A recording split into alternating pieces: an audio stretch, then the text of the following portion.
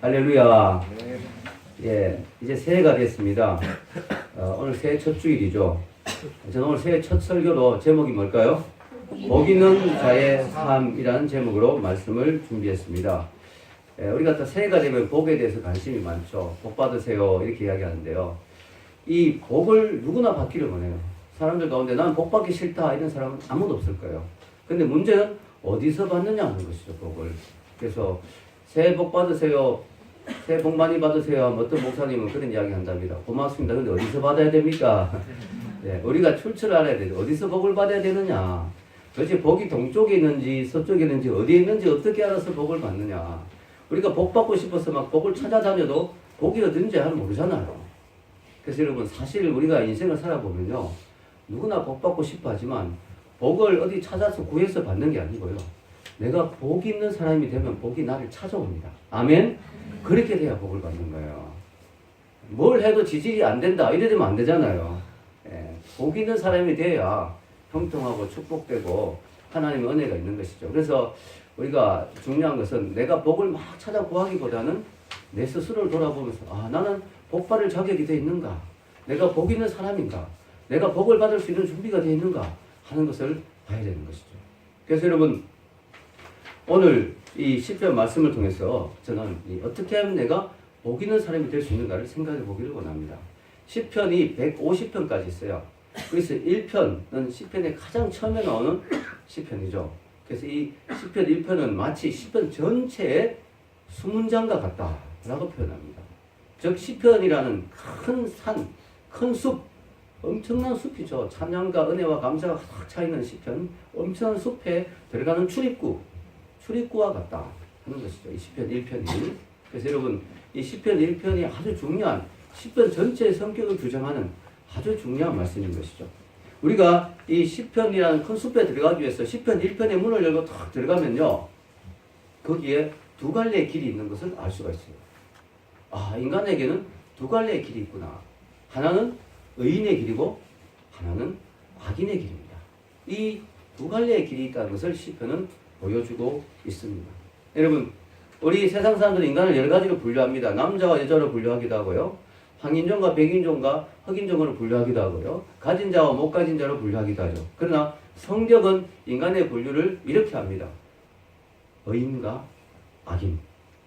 의인과 악인으로 인간을 분류합니다. 성경은 이 세상에 오직 두 종류의 인간만 있다고 보는 것이죠. 의인과 악인. 의인이 아니면 악인이다. 우리가 직감적으로 알 수 있는 것은 뭐예요?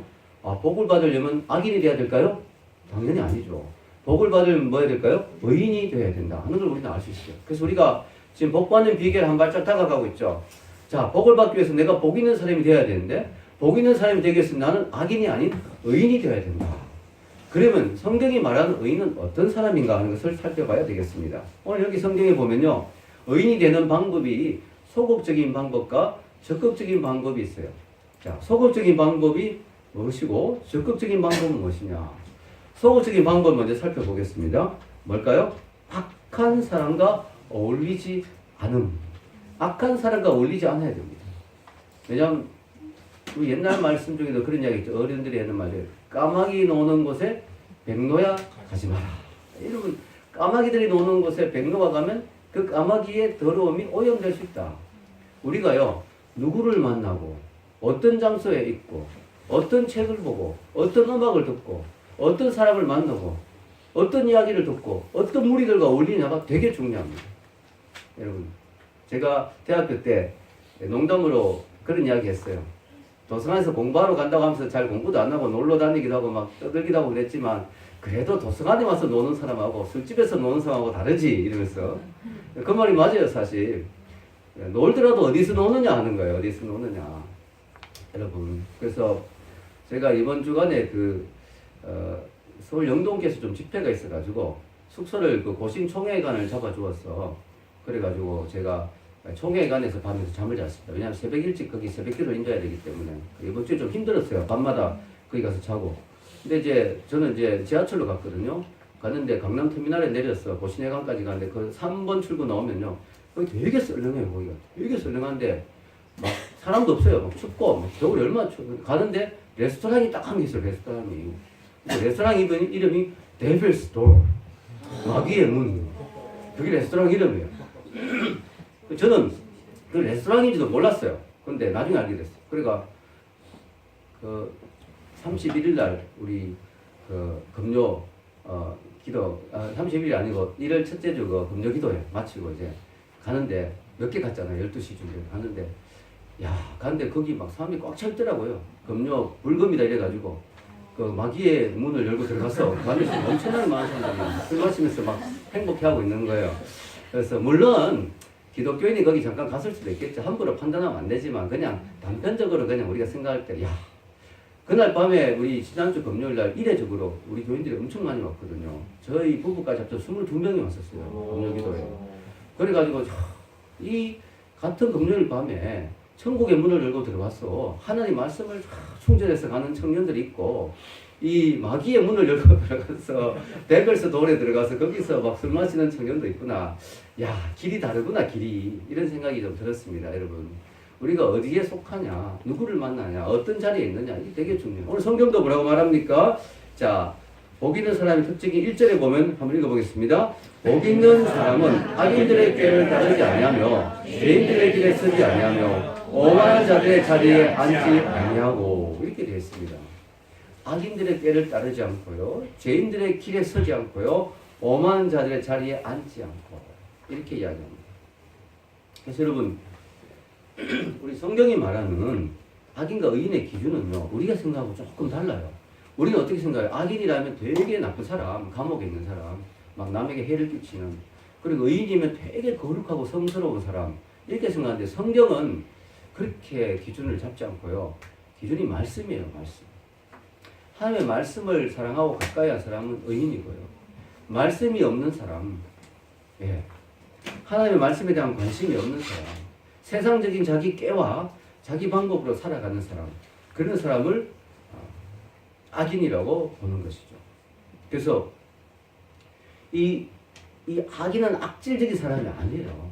그냥 평범한 세상 사람. 예를 들어 어제 데빌스 돌에 있는 그런 사람도 사실은 그렇게 악한 사람은 아니에요. 근데 그 사람은 하나님 말씀에 관심이 없는 거죠. 그래서 그의 삶의 기준에 하나님이 없는 거죠. 그래서 인생은 자기 좋은 대로 내가 즐기고 싶은 대로 즐기고 살면 된다 하는 것이에요. 사실 잠깐 그 사람들이 부러웠어요. 왜냐면 너무 추워가지고 거기 안에는 너무 따뜻하고 행복해 보이는 거예요. 막 조명하고 불빛하고 막 맛있는 음식을 먹는 사람들이 술잔을 기울이면서 샴페인을 터뜨리면서 너무 막 순간적으로 저기 너무 좋겠다는 생각이 들 수 있었어요. 그러나 아니지, 나는 지금 말씀을 전하러 가는데 추워도 꿋꿋하게 내 길을 가야지 이러면서 갔습니다. 여러분 우리가요 세상 사람들이 악인이라고 해서 성경이 그들이 막 아주 악질적이고 아주 나쁜 사람들이 아니에요. 다만 성경이 보기에는 악하다. 왜냐? 하나님을 마음에 두기를 싫어한다. 하나님의 말씀을 그 마음에 두기를 싫어한다. 말씀과 상관없이 살아간다. 말씀과 관계없이 살아간다. 모든 인생의 선택과 기준이 자기가 기준이다. 전혀 하나님의 기준이 아니고 하나님의 말씀이 기준이 아니다. 즉 사사기 말씀처럼 자기 소견에 오는 대로 하는 삶. 이게 오늘날 포스트 모더니즘의 특징이죠. 내가 좋으면 그게 진리다. 내가 옳으면 그게 옳은 길이다 하는 것이죠. 그래서 그것이 바로 오늘날 이 세상의 사람들의 특징이고, 그래서 성경은 그것을 악인이라고 표현한 거예요. 겉으로 보기에는 멀쩡한 사람일 수 있어요. 사회에서 인정받고 사회에서 높은 자리에 있고 사회에서 떵떵거리며 사는 사람일 수 있습니다. 그러나 하나님 보시기에는 아니라는 것이죠. 여러분 그 사람이 자기 꾀로 사는 거예요. 자기 꾀로. 내 생각대로 사는 거예요. 근데 복 있는 사람은 그런 악인의 꾀를 따라가지 않아요. 그런 세상의 스탠다드, 세상의 기준, 세상의 어떤 세속적인 가치관대로 살아가지 않는 거예요. 이 악인이 좀 더 발전하면 어떻게 되냐면은 죄인이 됩니다. 죄인들의 길에 서게 되는 거죠. 더 발전하면. 죄를 짓는 자리.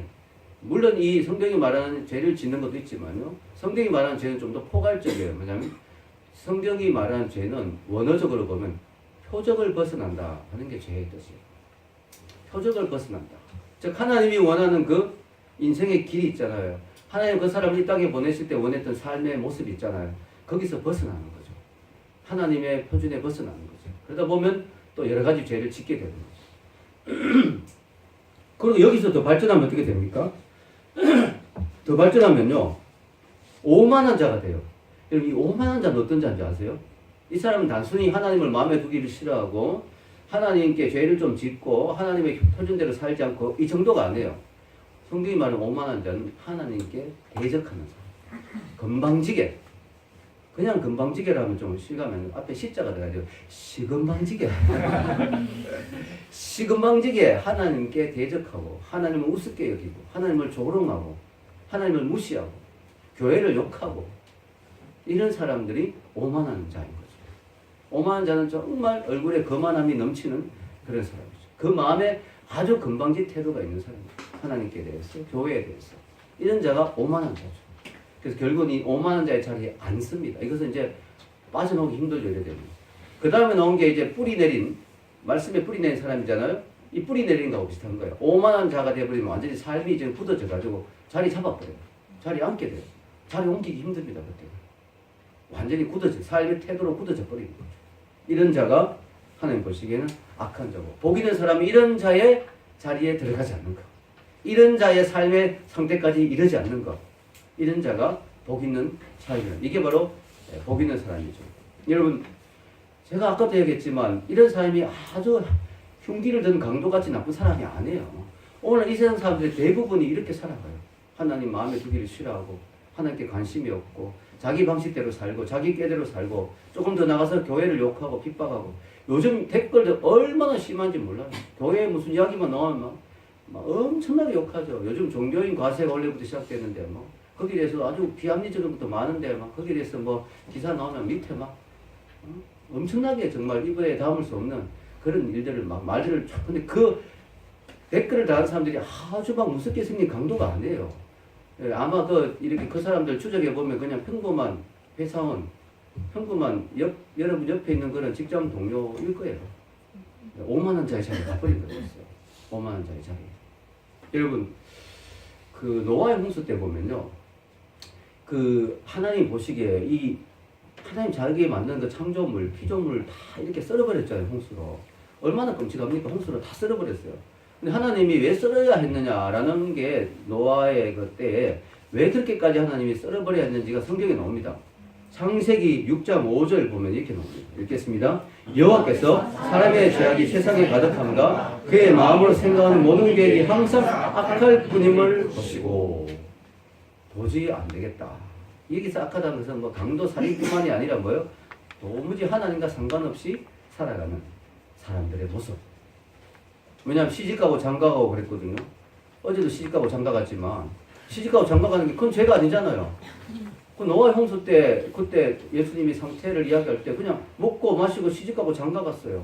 그게 무슨 큰 죄라고. 근데 문제요? 그 마음이 생각이 다 악하다고 했어요. 왜냐? 하나님 없이 그냥 그 모든 일들을 하고 살아가는 거예요. 그들의 삶에는 하나님 들어갈 자리가 1%도 없는 거예요. 어제 시집가고 장가간 한 커플은 하나님께 영광 돌리는 줄 믿습니다. 네, 너무 귀하더라고요. 왜냐, 그 전날 와서 또 기도회까지 하고 시집 가기 전날, 장가 가기 전날도 기도회에 참석하고 말이죠. 아무튼 예배 드리고 이렇게 신혼여행도 가고 너무 보기 좋은 것 같아요.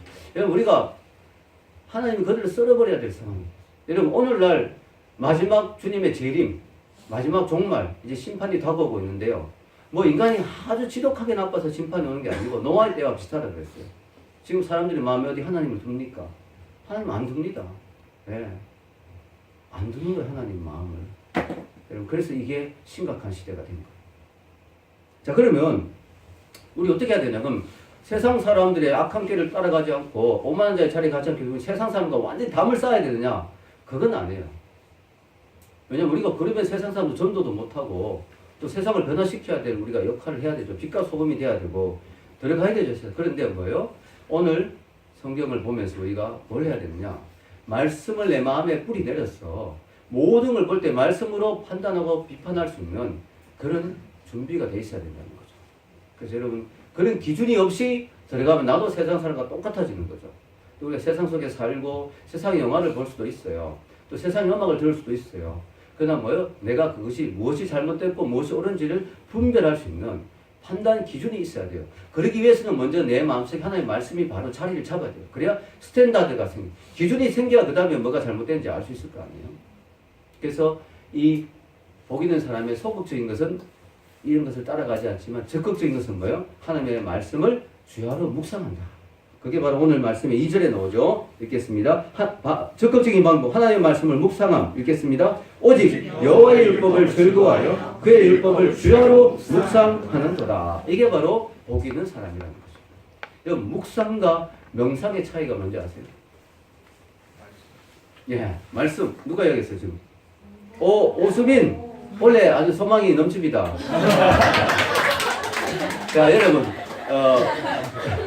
명상은 마음을 비우는 거예요. 마음을 명상한 사람들 마음을 자꾸 비우죠. 나중에 나도 없다, 나 자신도 없다 이러고, 그죠? 내 속에 나도 없다 이러고 뭐. 근데 묵상은요, 비우는 게 아니에요. 채우는 거예요. 하나님의 말씀으로 채우는 거예요. 묵상은요, 편안한 게 아니에요. 치열한 거예요. 치열한 거. 말씀을 막 암송하고 소리 외치고 막 이런 게 묵상이에요. 사실은. 묵상의 원래 의미에는 막 암송이 들어가요. 말씀을 막 암송하고 learn by heart, 내 마음에 막 새기고 이런 거예요. 묵상. 그래서 묵상은요, 고요하게 막 과부자 틀고 명상하는 그런 게 아니고요, 치열하게 말씀을 내 속에 막 집어넣기 위해서, 내가 이멀징 말씀 속에 푹 잠기게 위해서, 그렇죠? 배추가 막 소금에 절여지듯이 내가 말씀에 완전히 절여져야 돼요. 요즘 그 몰입 영어 이런 거 있잖아요. 막 하루 종일 영어만 쓰는 거예요. 막 영어에 완전히 막 그냥 절여지도록. 여러분, 말씀에 내 삶이 완전히 막 그냥 푹 잠겨가 절여지도록 그렇게 하는 삶이 뭐예요? 여호와의 말씀을 주야로 묵상하는 삶이에요. 잘 때나 일어날 때나, 잘 때도 말씀 한 구절 암송하면서 자고 막, 일어날 때도 제일 먼저 생각나는 게 말씀이고 말이죠. 눈 뜨면 이렇게 될 정도로. 그리고 그날 큐티한 내용은 큐티하고 끝나는 게 아니라 하루 종일 그 큐티 말씀을 자꾸 기억하고 되새김하고, 그런 것이 하나님의 말씀을 묵상하는 삶이죠. 마음을 비우는 게 아니에요. 마음을 채우는 거예요. 여러분, 자연에는 진공이 없어요. 여러분, 이렇게 컵에 물을, 여러분 컵을 비우면 거기에 또 다른 공기가 들어가죠. 우리 마음을 비우면 거기에 나쁜 게 들어올 수 있어요. 그래서 우리 마음을 자꾸 채워야 돼요. 아멘입니까? 네. 말씀으로 자꾸 채워야 돼요. 말씀으로 날마다 마음을 채워야 돼요. 그런 사람이 어떤 사람이라고요? 복이 있다. 복이 있다. 그래서 여러분, 우리 인생에서 가장 치열한 전쟁터는요, 어디냐면은 내 마음이에요. 내 마음. 생각 전쟁, 마음 전쟁. 왜냐? 내 마음을 하루에도 몇 번씩 사탄이 빼앗으려고 자꾸 찾아오잖아요. 거기에 또 하나님이 내어주지 않기 위해서 성령님이 내 마음을 자꾸 방어하시죠. 내 마음은 치열한 싸움터예요. 가만히 놔두면 내 마음은 세상의 꾀를 쫓아가게 돼 있어요. 우리가 믿는 사람도 불안하잖아요. 이 머리 막 쓰가, 어떻게 돈을 더 벌어야 되는데, 어떻게 하면 내가 승진할 수 있을까? 자꾸 세상적인 생각이 막 들어오거든요. 그게 말씀으로 자꾸 채워넣어요. 그래서 사도 바울도 이렇게 말했어요. 로마서 8장 5절에서 6절 읽겠습니다. 육신을 따르는 자는 육신의 일을, 영을 따르는 자는 영의 일을 생각하나니 육신의 생각은 사망이요 영의 생각은 생명과 평안이니라. 아멘. 내가 육신의 생각을 자꾸 따라갈 것이냐, 악인의 길을 쫓을 것이냐, 아니면 영의 생각, 성령님이 주시는 말씀에 잠겨서 그 말씀을 따라갈 것이냐, 내가 영적인 생각을 하고 살 것이냐. 여러분, 진짜 여러분 정말 중요합니다. 우리가 여러분 율법이라고 하면요, 좀 딱딱하게 생각하죠. 오늘 율법을 주야로 묵상하고 율법을 기뻐하잖아요. 이 사람은 율법을 즐거워해요. 이게 쉽지 않잖아요. 율법을 즐거워한다는 게. 때로는 율법이 나에게는 부담이 될 수 있어요. 배가 너무 고픈데 도둑질하지 마라, 이런 율법은 되게 부담되죠. 이런 거 없으면 도둑질이가 먹으면 좋은데, 이것 때문에 못 도둑질하잖아요. 이런 거 많습니다. 율법이 나를 부담스럽게 하는. 어떻게 이 사람은 율법을 즐거워할 수 있을까? 그 이유는요, 이 사람은 율법을 단순히 규칙으로 생각하지 않는 거죠. 자기가 너무 사랑하는 그분의 말씀으로 생각합니다. 하나님. 그래서 이 사람은, 이 10편 1편의 기자는요, 단순히 율법을 법으로 지키는 게 아니라 하나님께 사랑에 빠진 사람이에요. 쉽게 말해서 은혜 받은 사람이에요. 은혜 받으면 하나님 말씀이 부담스럽지 않고 사랑스럽고 좋잖아요. 우리 속이 뭐라 달다 그러잖아요. 은혜 받으면. 그래서 이 율법 10편 1편을 쓴 사람은 하나의 율법을 하라 하지 마라 규칙으로 받는 게 아니라 하나님을 사랑해서 하나님의 사랑의 편지로 받는 거죠. 은혜 받은 사람이죠. 우리가 이런 사람이 되어야 될 줄로 믿습니다. 하나님의 말씀과 사랑에 빠져야 돼요. 쉽지 않지만 그렇게 돼야 돼요. 근데 여러분, 우리가 사람하고 사랑에 빠질 때도 보면요, 한순간에 빠지는 경우도 있고 서서히 빠지는 경우도 있죠. 어제 결혼한 커플은 좀 서서히 빠진 것 같은데 우리 교회 와서 조금씩 좋아지면서, 여러분, 하나님의 말씀이 한순간에 은혜 받아가 뭐 뒤집어져서 말씀이 너무 좋아졌다 이런 경우도 있지만, 말씀을 계속 읽다 보면요, 말씀이 점점 좋아지고 말씀이 내 삶에 지배하게 되고, 그 말씀이 내 삶에 역사하는 것을 경험하면서 말씀을 좋아하게 되는. 그래서 여러분 꾸준히 해야 돼요. 꾸준히 말씀을 꾸준히 봐야 돼요. 여러분 그래서 여기 보면요.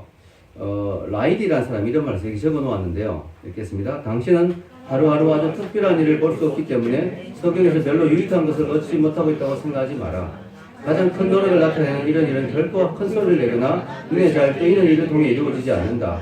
가장 큰 노력은 조용하고 알아보기 어렵게 이루어진다. 땅을 밝히는 달의 영향력을 생각해보라. 또 식물이 눈에 보이지 않게 자라는 것을 생각해보라. 당신이 성경을 읽음으로 말미암아 당신의 영혼 속에 이루어지는 일은 당신의 생각보다 훨씬 더 크다. 아멘. 여기 보니까 오타가 하나 있었네요. 생각해 오라가 아니고 보라. 네, 조용히 오타가 생겼습니다. 자, 여러분 우리가 보면 조용한 가운데 많은 일들이 이루어져요. 우리 아이들도 언제 그렇게 컸는지 조용한 가운데 이렇게 많이 컸죠. 그러니까 여러분 날마다 어머님이 밥을 해주실 때 어릴 때 뭐 특별히 대단한 음식 먹은 기억이 별로 없죠. 그런데 열심히 그냥 먹었는데 우리가 이렇게 컸어요. 그죠? 여러분 매주 제가 말씀을 전하는데 뭐 목사님의 말씀이 막 아주 대단하다라고는 생각이 안 들 수도 있지만 뭐요? 그 말씀을 들으면서 우리 신앙이 이렇게 자랐어요.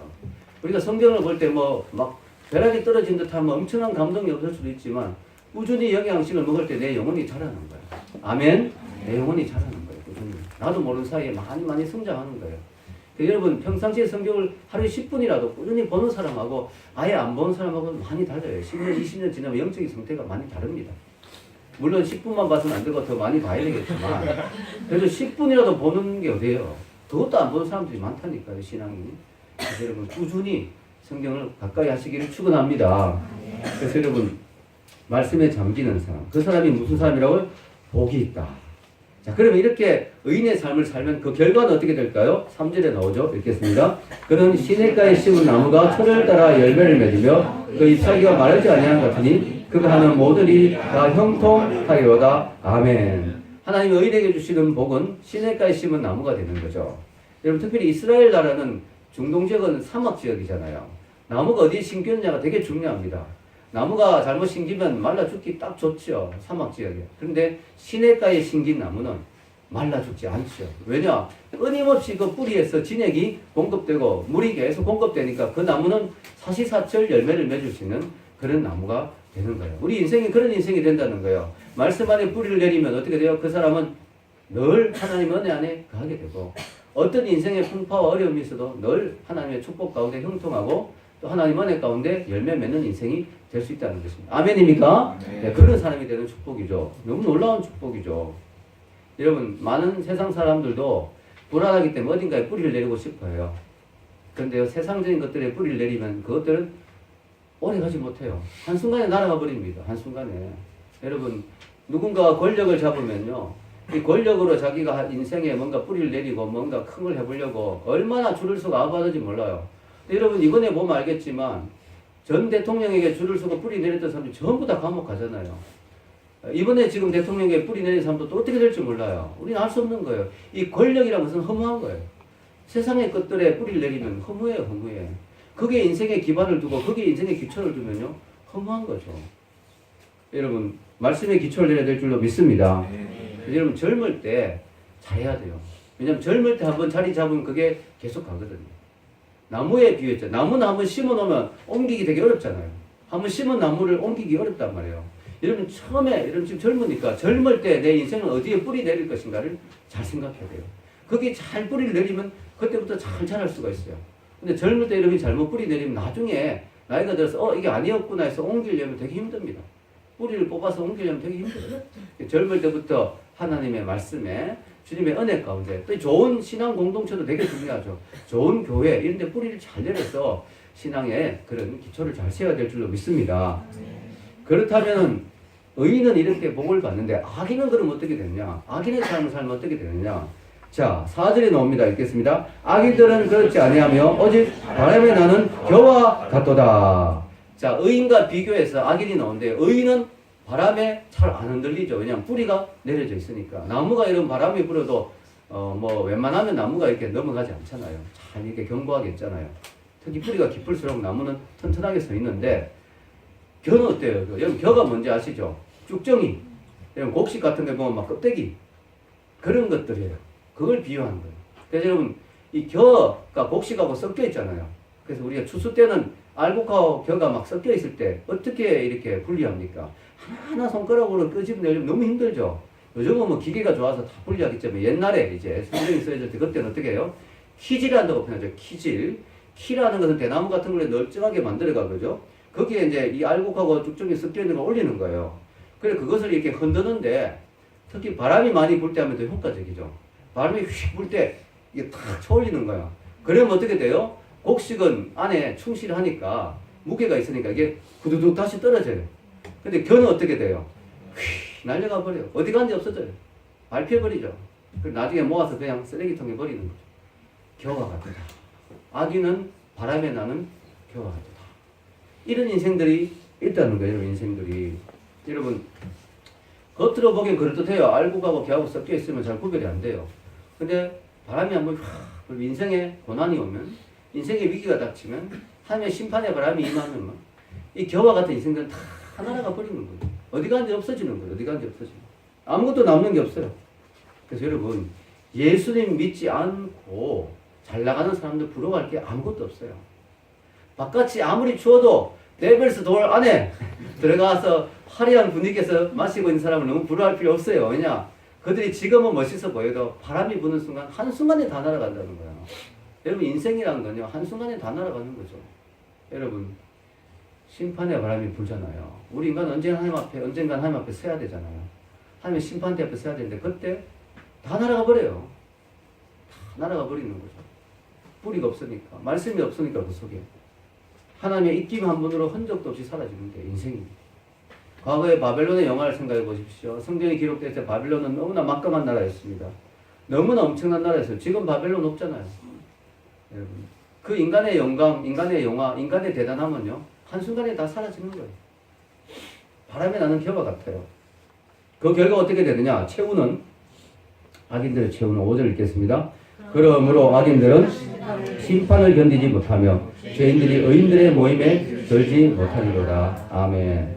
이게 왜 중요하냐? 제가 이제 여기서 의인이 되라, 악인이 되지 마라 이러면 아니 뭐 꼭 그렇게 될 필요 있느냐? 나는 악인 돼서 내 인생 마음껏 즐기다가 재밌게 살다 죽겠다 이렇게 말하는 사람이 있을 수도 있어요.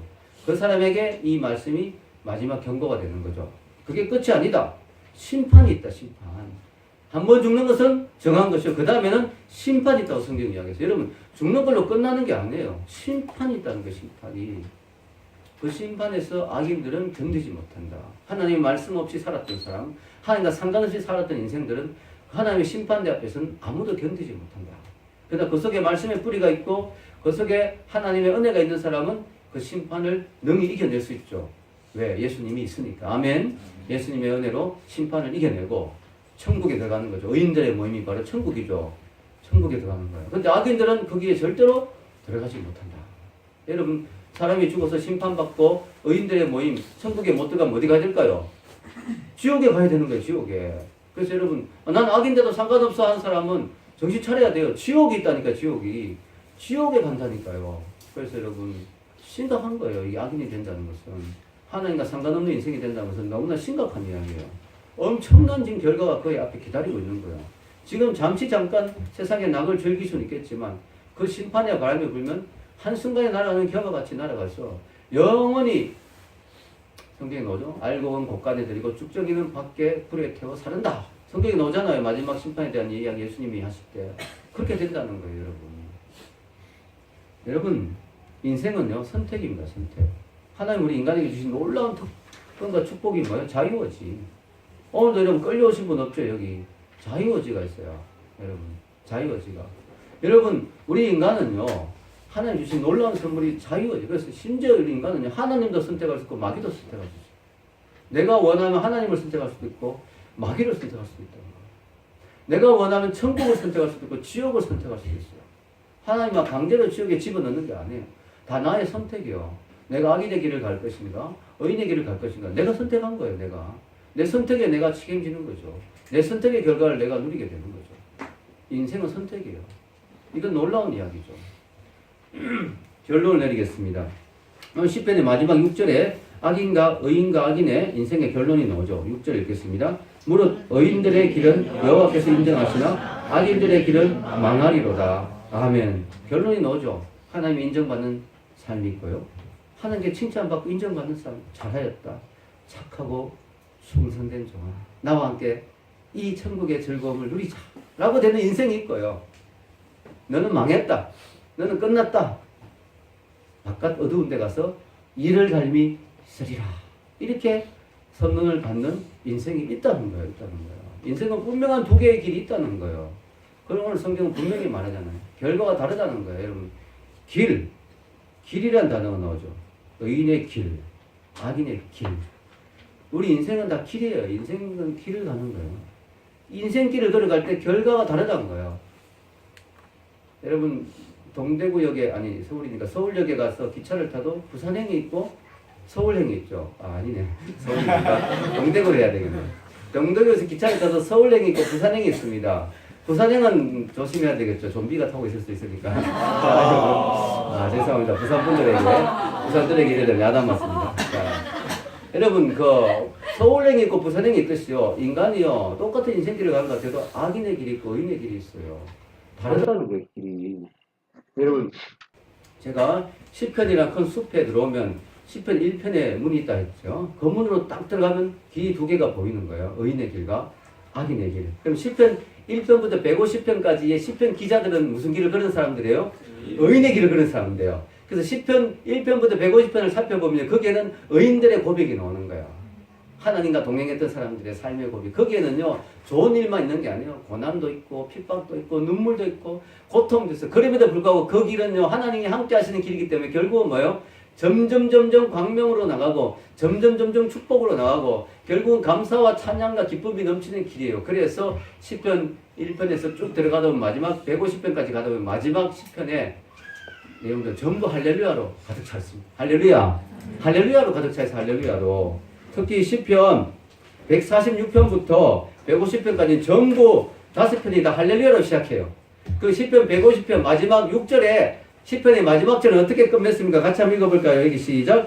읽는 자마다 여호와를 찬양할지어다 할렐루야. 이렇게 끝나는 거예요. 시편이. 여러분, 시편이 이렇게 끝나는데 이유가 있어요. 이 의인의 길을 걸어간 사람들의 고백이 시편이에요. 가다 보면 힘들고 어렵지만 결국은 하나님께 영광 돌리는 삶이라는 거예요. 하나님께 감사할 수밖에 없는 길이라는 거예요.